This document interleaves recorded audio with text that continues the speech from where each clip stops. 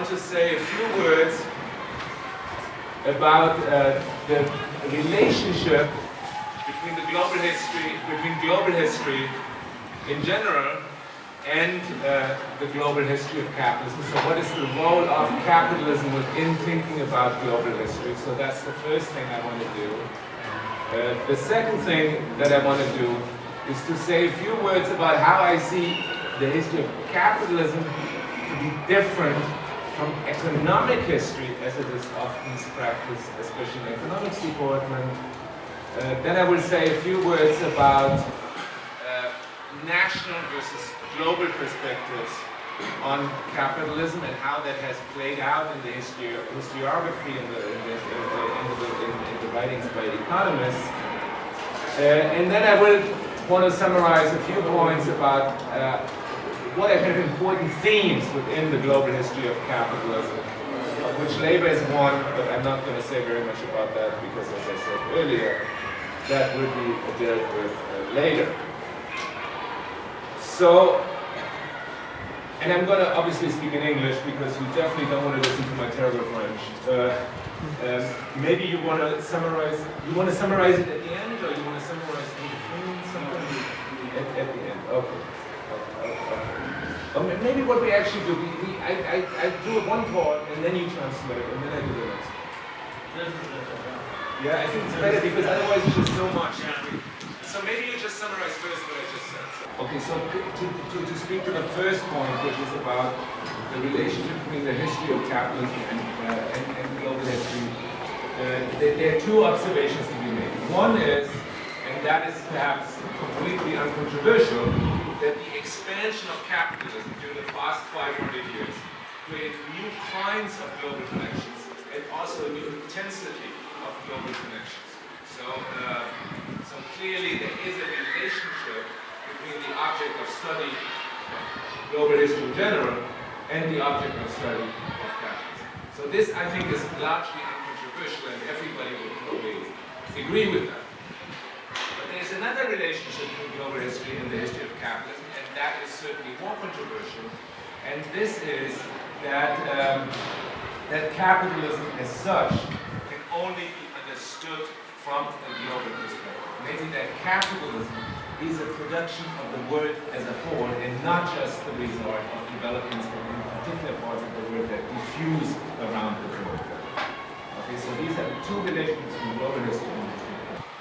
So historians in North America and in Europe in particular, in the past few years, have increasingly again began to study economic change.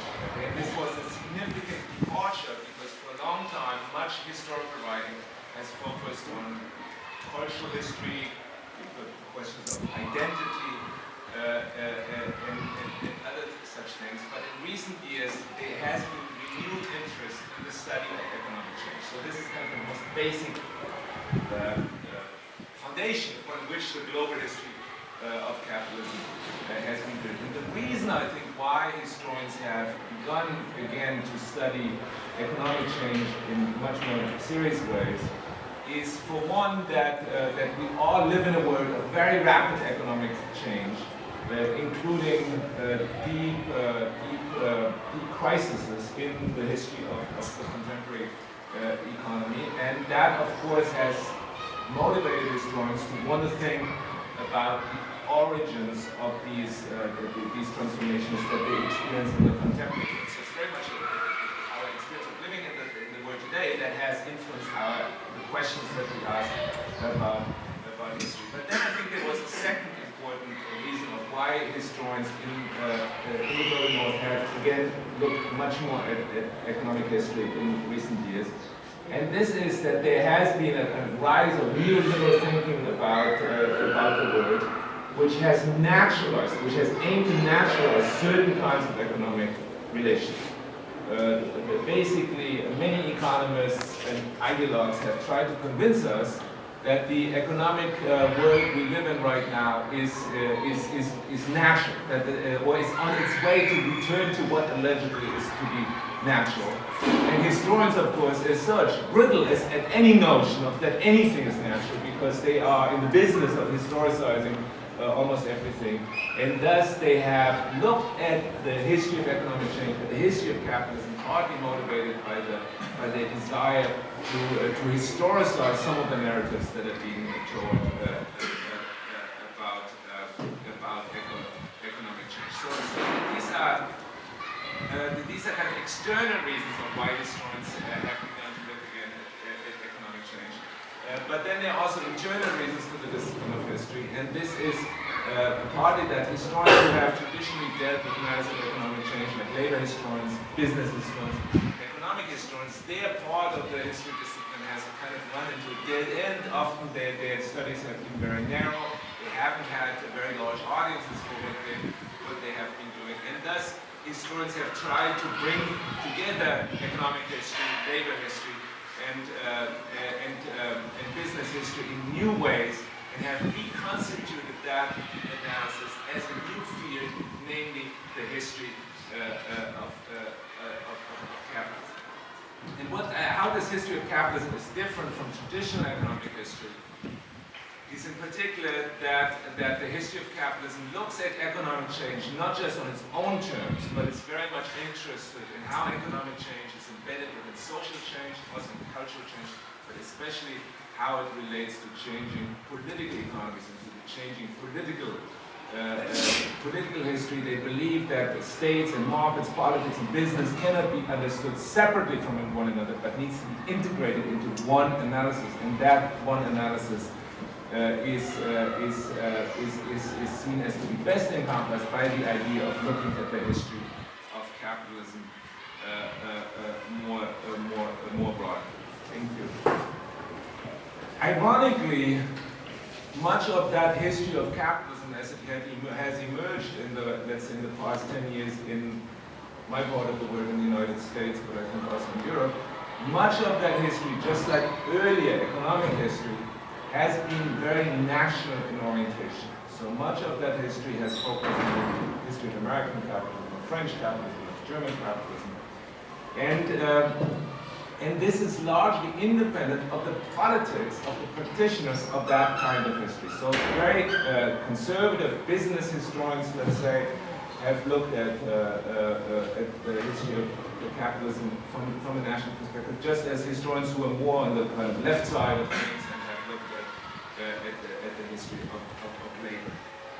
And this, of course, as such, is not surprising. This focus on national issues is not surprising because at least from the 1870s until the 1970s, as Charles Mayer also made clear yesterday, the history of capitalism has been very much hedged in by nation states. The vast majority of businesses operated in national frames. Economic policy making, of course, occurred in national frames. And also the movements of the working class, as they emerged from the 1870s, have appealed to national working classes, have appealed to changing national politics, and have aimed to capture national states. So at least from the perspective of the global north, from places like Europe and the United States, it seemed to make perfect sense to write both the older economic history but also the new history of capitalism from a national perspective. This was not the case in the global south, as I will explain later, for reasons that should become obvious in a second. So in some ways, this national focus on both the older economic history and the new history of capitalism is not very surprising considering the actual history of capitalism as it unfolded in the 100 years before the 1970s. But in other ways, it is surprising because many of the core theorists of capitalism, those people who have thought about capitalism in systemic ways, their work was never really quite enclosed within national stories. So for example, if you think about most economists' favorite economist by the name of Adam Smith, you will undoubtedly remember that his analysis of capitalism has universalist aspirations and is universalist in nature. He says that it's the universal tendency of humans to truck and propensities to truck and border that has generated modern capitalism. And even when it came to Adam Smith's own analysis of the English economy, always embedded that analysis also in an analysis of the global connections in which the British economy was embedded, especially to the Americas and then to Asia. So Adam Smith's vision of capitalism was not contained within the nation state. And then about 70 years later, when Karl Marx started to write about capitalism, he of course made the global nature of capitalism the very touchstone of his analysis of what capitalism was about. He emphasized the importance of global connections to the unfolding of capitalism in particular cases, and he also argued that he had discovered kind of universal laws of the development of the economy, of the social development, the development of society, and in that he argued that in some ways the most advanced part of the capitalist world would show the future of all of humanity. So you know, by looking at England, let's say in 1860, one could see the future of India or China or other parts of the world as well. But no matter what, his analysis also is from the get-go to understand capitalism as a global system. And then, of course, there were others who followed up on his ideas. For example, the German socialist Rosa Luxemburg, who made the very existence of global connections, and especially the connection between the most advanced parts of the capitalist world with those who were not yet quite part of the capitalist world, made that the touchstone of her analysis of the accumulation of capital. So while at this moment in the early 20th century, many analysts of capitalism, also from the left, increasingly left behind this kind of attachment to an internationalist or globalist interpretation of capitalism, Rosa Luxemburg, along with Marx and along with Smith, made the analysis of global connections within capitalism the very core of her analysis.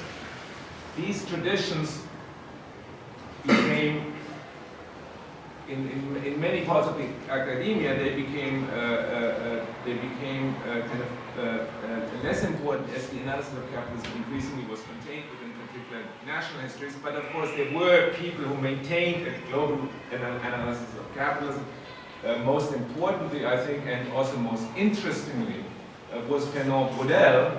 Though he was a Europeanist, and though he was, in some ways, Eurocentric, but his analysis of capitalism was never contained within particular national histories. It always looked at least at the European economy as a whole, but it also looked at times at connections of this European economy and actually made it analytically quite important, these connections, to his larger understanding of capitalism, something that then later, as I think Rafa yesterday also outlined, something that was later taken up by Emanuel Wallerstein, who made, of course, as we all know, the analysis of global connections the very center of his analysis of the development of the modern world. But there were others, also from the left, who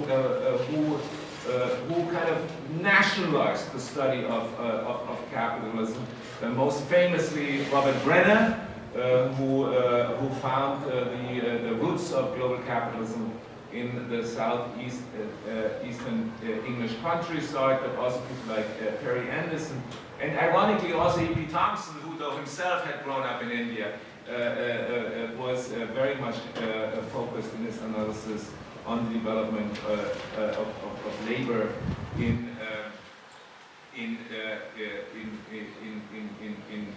capitalism. So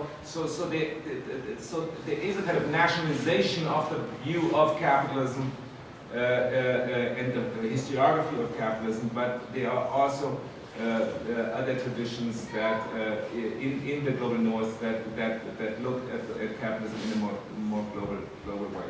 However, the majority of publications on the history of capitalism, both in the economic history mode and in the newer history of capitalism mode, remain national in emphasis. This is now starkly contrast with the view from the global south. Okay, this is a really important point I want to make. So when it comes to the analysis of capitalism, scholars in the global south never encase their analysis in national stories, nor could they have been, because if you analyze the history of capitalism from the perspective, let's say, of impossible to not look at the outside world. So the privilege of historians in strong nation states was to ignore much of the rest of the world in their analysis. Unfortunately, that greatly impoverished the analysis. And the more interesting impulses in actually understanding the global history of capitalism came out of the global south. So if you think, for example, of a Trinidadian historian by the name of Eric Williams, whom you will all have heard, his analysis of capitalism and slavery clearly pointed to the global, or at least Atlantic history of capitalism. His work was quite marginalized in much of the world. It wasn't cited very much. It wasn't reviewed very much. But it has now become a touchstone in the modern understanding of many historians of the global history of capitalism. Yeah, I'll be done with this part in a second. But also, if you think about Abdullah Lee, a Senegalese historian, who has embedded the history of Senegal into a much greater global history and Atlantic history, a historian that is virtually unknown among scholars of capitalism outside people who focus on the study of West Africa, but whose work is, I think, really quite important to understanding the global nature of capitalism. But then there's also dependency theory as it emerged in Latin America, which of course in its very nature was also global, and much of Indian historiography on capitalism, of course, focuses very much on the colonial relationship between the Indian economy and the English or the European economies more broadly, and especially of what they call the drain of resources, which now historians find to be quite massive, the drain of resources from India to the small island of the European coast. So maybe you translate. It's not that in recent years historians in the global north have not looked at capitalism in a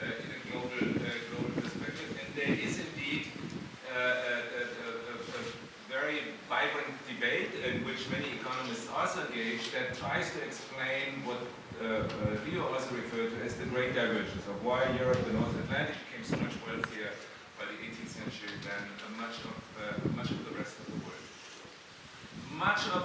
A lot of this work is focusing on kind of essential traits of European societies, European geography, the European climate, or European beliefs. So they, in a kind of going back to Max Weber's analysis of capitalism, these historians and economists emphasize things like as European culture, which is allegedly more conducive to capital accumulation. Some others emphasize the benefits of European climate, that it's easier to work hard if it's not so warm. Others look at European geography, that the European continent has a particular geography that allows more easily integration through trade. And then a particularly prominent position in recent years looks at European ideas about how to organize the world, how to organize society, and how to organize the economy, and also at the allegedly superior nature of European institutions that would explain this great divergence. So this is one strand of a kind of North Atlantic vision of how to globalize the history of capitalism and economic change, which of course is problematic in very many different ways. Then there is another tradition that also Lee already mentioned, namely the work by Ken Pomeranz and many other historians who have come to compare Europe to particular other regions of the world to actually specify what's different about them, and I think what they and to basically solve the problem of how a marginal place in the global economy as of 1600, namely the continent of Europe, became economically so much more dynamic and powerful than what were the most dynamic and economically superior places in the global economy in 1600, such as China and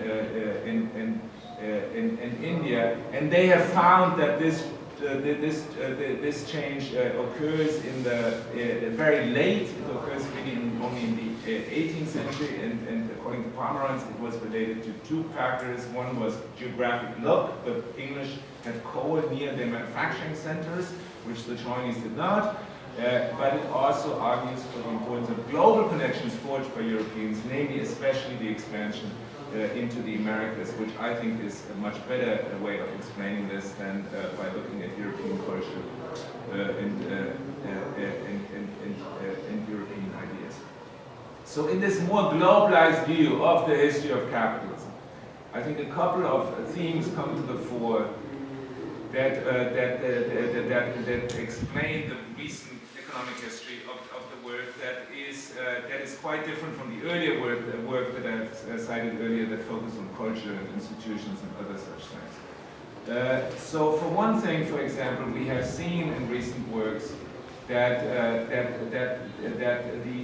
the Americas, and Pomeranz has argued that the Americas are really crucial to this weird way how Europe began to develop in the 16th century. And obviously what was crucial to the development of the Americas was the vast deployment of slave labor, the dispossession of vast amounts of land in the Americas, and then the ability of Europeans to force Africans into the holds of boats, to bring them to the Caribbean, but also to North America and to South America, to force them to work in mines and in plantation agriculture. So there is a very vibrant discussion, and there's a distinct flow of works that try to analyze the importance of slavery to the development of global capitalism, and thus also the development of the importance of Africa and the Americas to the development of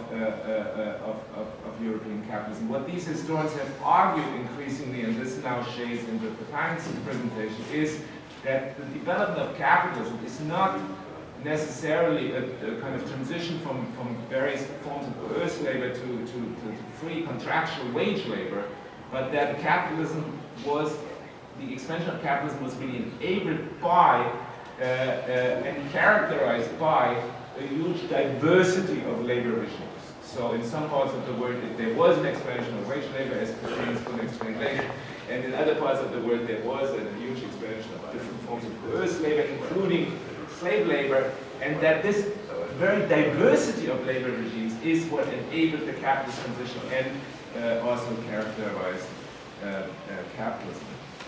Then what a more global perspective on capitalism shows is also that to understand capitalism, it is not enough to look at industry in the city, at cities, but we need to look especially at the countryside and at agriculture.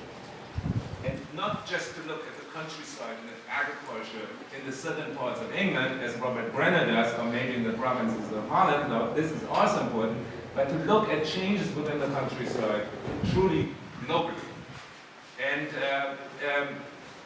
And what we see there is that much of the most radical transformation of the countryside did not occur on the European continent, but again occurred especially in the Americas at first, but then also in parts of Asia and parts of Africa, and that the resources that streamed from these countrysides into the ports of Europe and the kind of new intensity of connections that this resource transfer now enabled was crucial to the development of capital accumulation in Europe. It was also crucial to the emergence of institutions that become so important to the history of capitalism.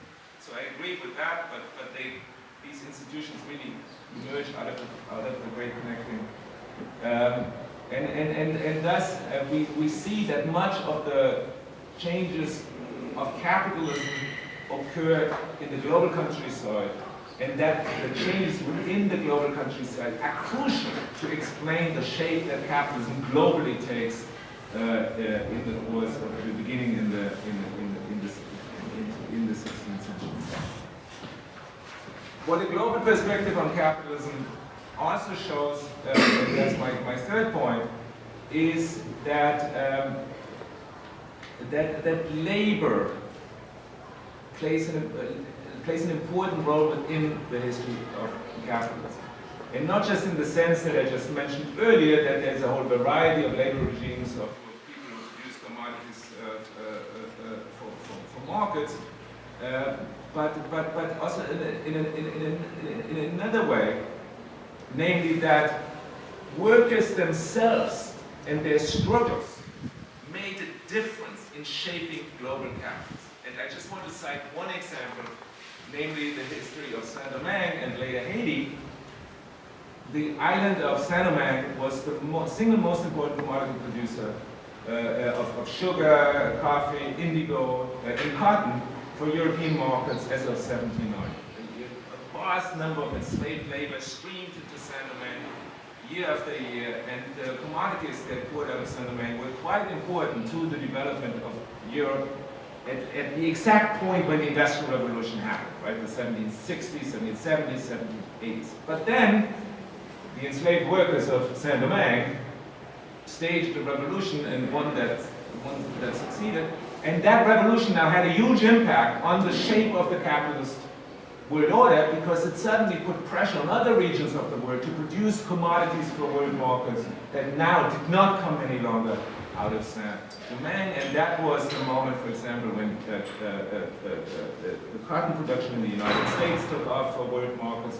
But this was also the moment when the pressure on the West African countryside started to increase, because commodity production by slave labor in the Americas became now more problematic and potentially more unstable. So the point here is only, not so much the specifics of the story, but the point is only to argue that sometimes the actions of the most marginalized and least powerful people, such as the enslaved workers of Saint-Domingue, made a huge difference to the global history of capitalism. So the global history of capitalism is not just about big merchants and trade. It is also about enslaved workers, collective action, but it's also about wage workers and collective action, which has made a huge difference in the structure of capitalism. So that's my third point. My fourth point is that the history of capitalism is really also a history about the state. Okay? And unlike much neoliberal thinking about capitalism, I think capitalism is not just the product of the profit-maximizing desires of capitalists, but it's very much also the product of the state. In a way, capitalism is a co-production of the state and of capitalists. Capitalism is unimaginable. It has historically never occurred without strong states. And indeed, one thing that sets Europe apart, partly because Europe is engaged in this violent conquest of the Americas and of Africa and Asia, is that Europeans develop unusually strong states, unusual state capacities. And that partly explains the dynamic of economic change within Europe itself, which shows that in order to understand global capitalism, you need to also very much focus on the state, its capacity, especially for violence, for violent trade, its capacity to allow for the enslavement of workers, its capacity to engage in massive dispossessions in many different parts of the world. This is not just a function of private capitalism, it's very much a function of the state as well. And if you look out of the window and look at Saint Louis and think for 3 minutes about the history of Saint Louis, you will understand that this is really a merger of state power and capitalist power in very particular ways. If you look at modern history, if you look at China, clearly the project of Chinese economic development is very much related to the state and not just to the capital accumulation and the desire for wealth among private capitalists. So what this all leads to is to say that to understand properly the history of capitalism, we cannot look at the history of capitalism, as I said earlier, from a national perspective. This is just completely impossible. This is almost like, this is clearly wrong. This is this is not, it is impossible to understand almost anything about capitalism in a national perspective. It always needs to be embedded within a global perspective, and for the reasons that I just mentioned. And to understand that capitalism it is also crucial to leave behind the Eurocentric interpretations of capitalism that have stamped much of the global understanding of what this capitalism is about. Indeed, I think that the story of capitalism is today still perhaps the most Eurocentric story of all the stories that we tell about the origins of the modern world. And it goes across the political spectrum. There's, right-wing economists and left-wing historians who very much emphasize a Eurocentric perspective on the history of capitalism. I think capitalism is not just a co-production of the state and of capitalists, but capitalism as such is a co-production of the entire world. It is the connections, the relations between different parts of the world that explain the particular kinds of dynamics that unfold with the emergence of capitalism. And one of the most important things in doing the history of capitalism is to recenter this story into different regions of the world. And just to end with a provocation, maybe it's better to start an understanding of the global history of capitalism on the island of Saint Louis than in the English countryside. Maybe we can actually say that global capitalism started here and not in the city of London or elsewhere. Thank you.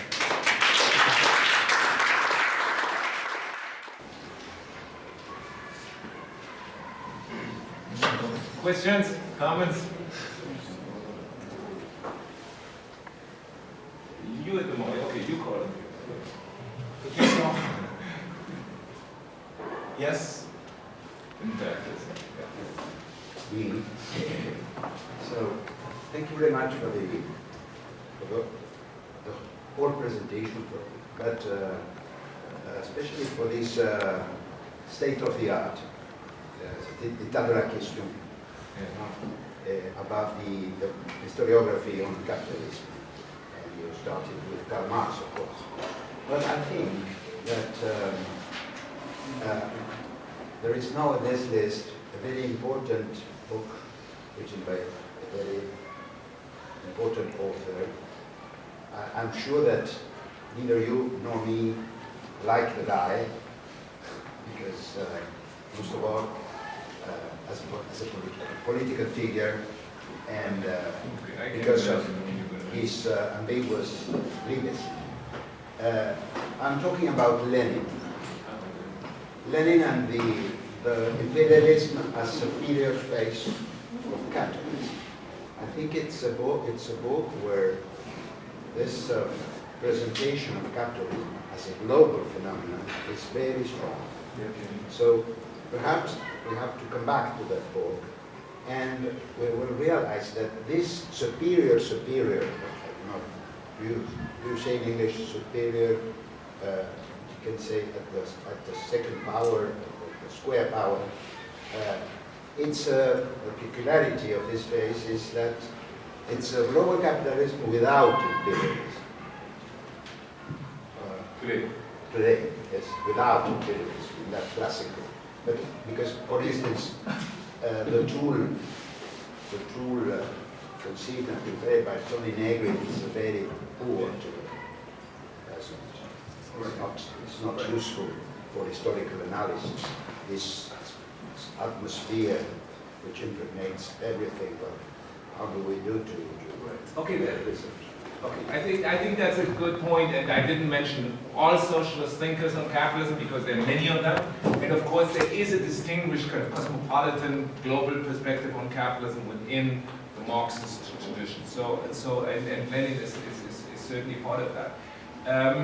But there are, on the other hand, as the socialist, the social democratic, communist parties, unions gain increasingly influence and power within particular parts of the world, especially in Europe and North America, their own way to influence and power was via institutions embedded within the nation states, and increasingly that internationalist vision and the global analysis of capitalism that comes out of an earlier Marxist tradition becomes more marginalized within the left-wing tradition in the global north.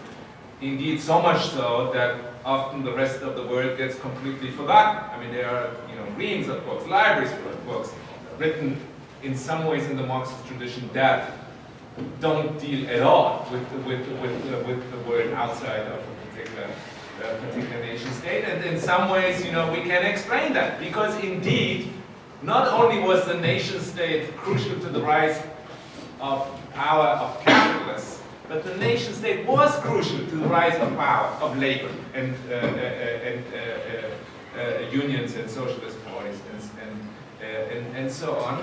Including that, there are certainly kind of left-wing parties that became nativist and exclusionary and to migration, for example, to the rest of the world. And of course, the welfare state itself, which is the greatest accomplishment of let's say, the European socialist movement, is in itself framed in ways that is national in character. So this is the one thing. The other thing, though, is also and that there is embedded within the Marxist tradition right from the get-go in Marx himself, it is also Eurocentric perspective. I think, and that is what I also tried to say at the beginning, that for Marx, the future of the world can already be seen in Europe. That is, there is a kind of universal trend with how societies will develop. And he describes India, for example, as a static society that has never really seen any change, which we know is completely wrong. So I think there is also conceptually a Eurocentric component within Marxism. I think that Lenin has this component when he says, no, revolution can be made in a particular country as Russia and better than in England or in Germany. I think it can be seen as yeah, no, okay, that illustrates it. Yeah, okay. Okay, there were a couple of other people who wanted to. Yeah. It's important. The labors are important in our research of the capitalism, but maybe we can't find too many of the documentary records or other resources about the labors. As a researcher, how can we manage the tension between this kind of importance and the lack of resources? That's a good point, but one that I basically don't accept, because we are studying people who lived thousands of years ago who didn't leave any much of a record, and we're still pretty good at analyzing their society. So I think we can understand the history of people who are, for example, illiterate. I mean, much of the enslaved workers of the Americas were illiterate. But we can look at them through a multitude of sources. For example, we can just watch what they did. And in a way, when we watch what they did, of which we have a record, we can also get an idea of how they thought about the world. We can critically read the colonial archive and see how that colonial archive reports on for example, slave rebellions in Saint Domingue, and get a sense of the political actions of enslaved workers. I think we have gotten very, very good at understanding marginalized groups, workers, and even illiterate groups. But which reminds me, I mean, I'm also, and the people who have been able to developed this way of understanding labor were the social historians who came about in the 1970s, like E.P. Thompson, who have kind of critiqued here, but he did a beautiful job understanding the actions, the ideas, the politics of a group of people who were illiterate, in the English countryside and so on. Much often, when people embark upon global history, they forget that part of history, of the social history revolution of the 1970s, which I think is a huge problem, which is why I made this point here, right? We need to embed social history within global history, because otherwise it becomes a history of elites, of globally connected actors, merchants, politicians, people like that. But much of the history of the world falls by the wayside. No, that's wrong, because we cannot understand how the world came about without looking at the actions, politics, ideas,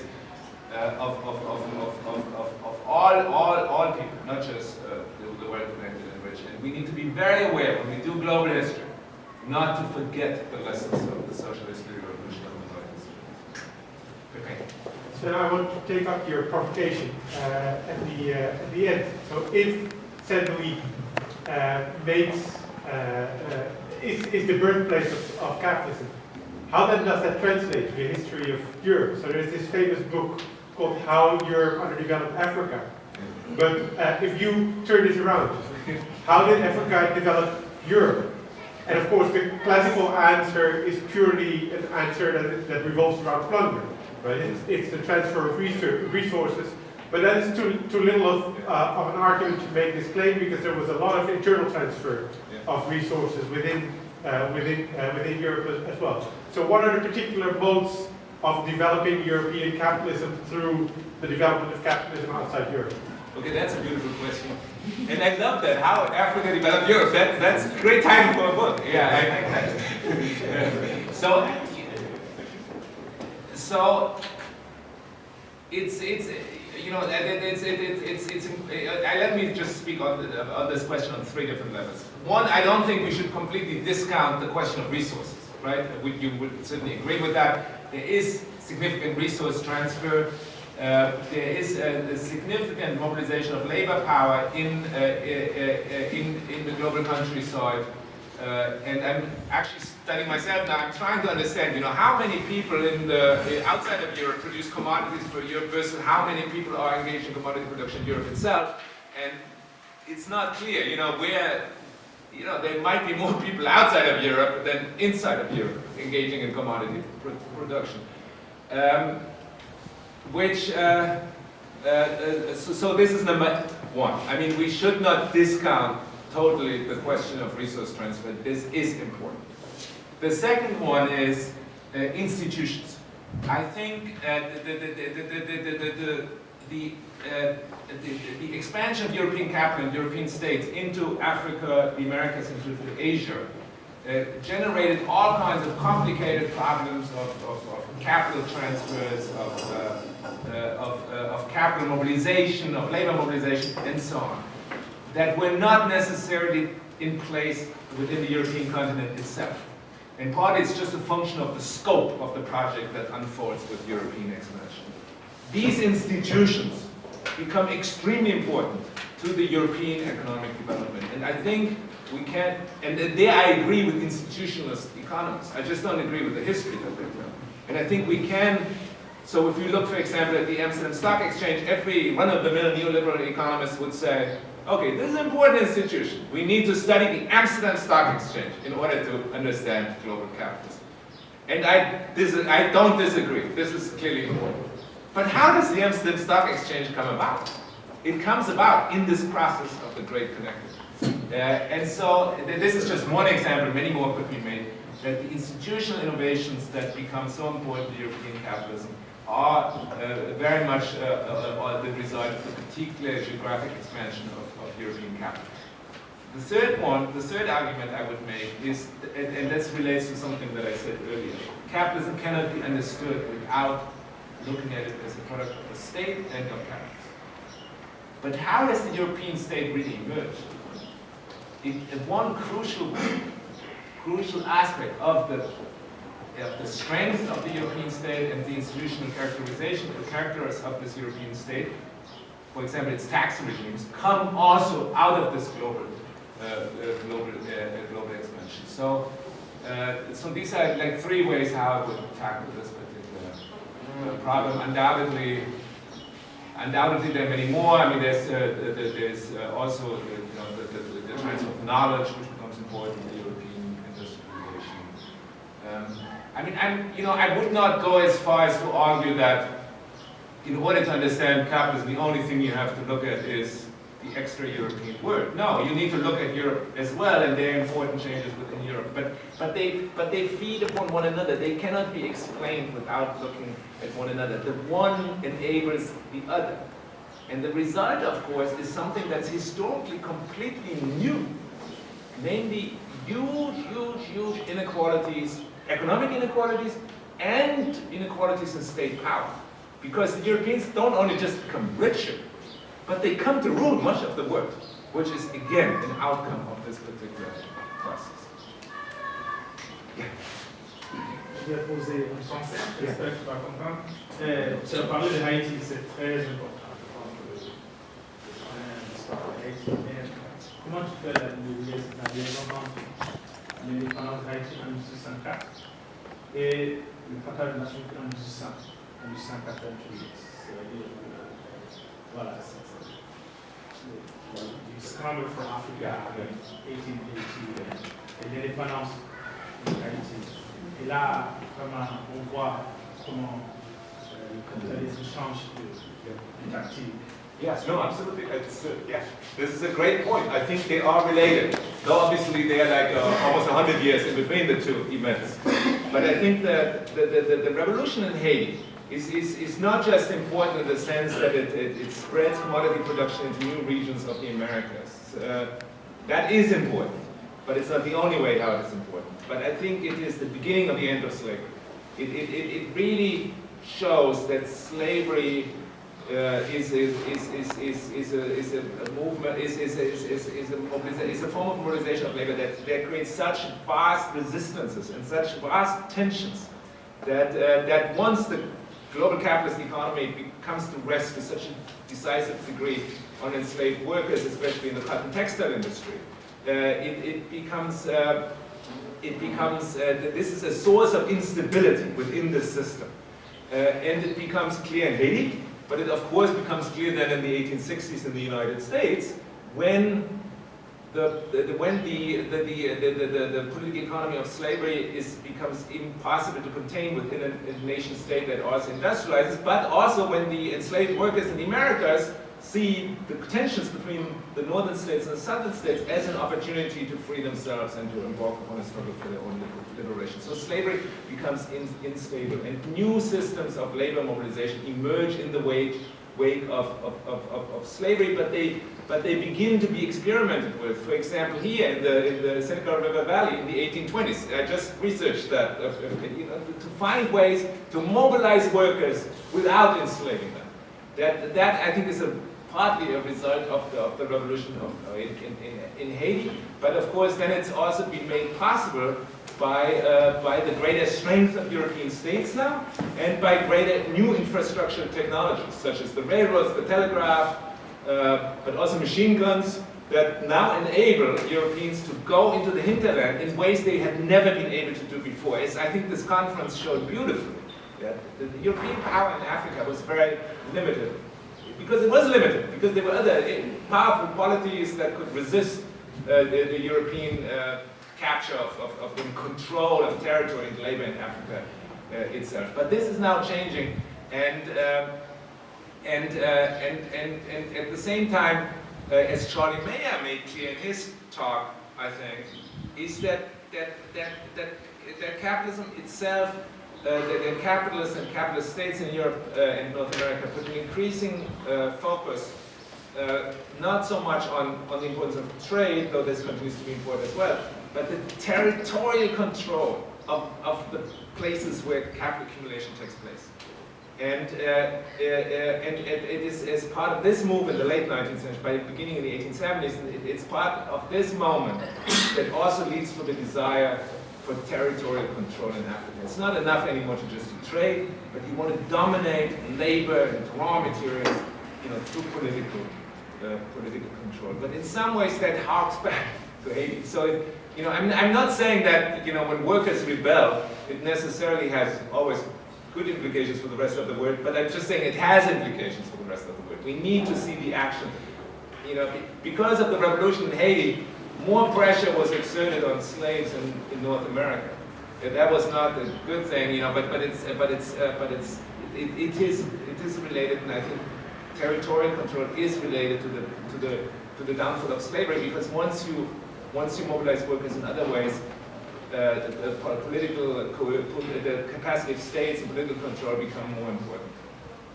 Does that answer your question? Yeah, thank you. Thank you. Any more questions, or shall we have lunch now? Okay.